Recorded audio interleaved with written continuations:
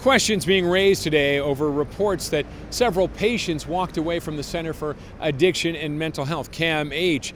Now, on Breakfast Television this morning, we spoke to defense lawyer and mental health legal expert Robert Karras about the situation and how CAMH is handling it. So not criminally responsible is really a designation that happens when a person has engaged in activity that we consider criminal, but because of major mental illness, they've been robbed of the ability of knowing right from wrong and knowing the consequences of their actions. It doesn't happen often, but when a person is designated NCR, they're not found guilty and they're sent to hospital for treatment. What happens after a person is found NCR is they become subject to the Ontario Review Board, and the Ontario Review Board is a body that's put in place to determine whether or not people continue to pose a threat and at what point that person can be reintegrated into the community.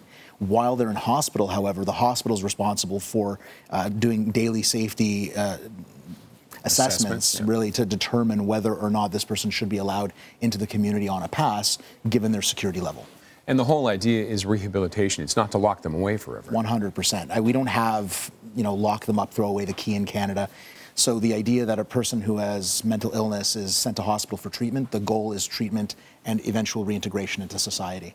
And is this common that patients walk away, or is the success rate of this system quite high? The reality of the situation is there are hundreds, if not thousands, of passes that take place on a monthly and annual basis. There are lots of individuals in the system who are released on passes, and for the most part, it's successful. This month, it's been a bad month. And will they review? Is there anything you think that could be done, or from what you've seen with the system, does it seem to be working well, or are there changes you'd like to see? I think for the most part, the system works. Obviously, we have issues happening this month, and that probably brings under scrutiny what factors are being assessed when a person is given a pass. But the problem is that there's always going to be a graduated system. So eventually you go from being in a locked seclusion area to being put on a general unit to eventually being monitored in the community to eventually unmonitored passes into the community.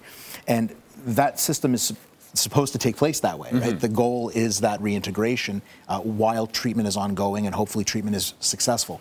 So the question is, when a person is being given these unmonitored passes into the community to go down the street to the Tim Hortons and come back, what is in place to make sure that they are coming back and that the police are notified quickly enough when they don't come back?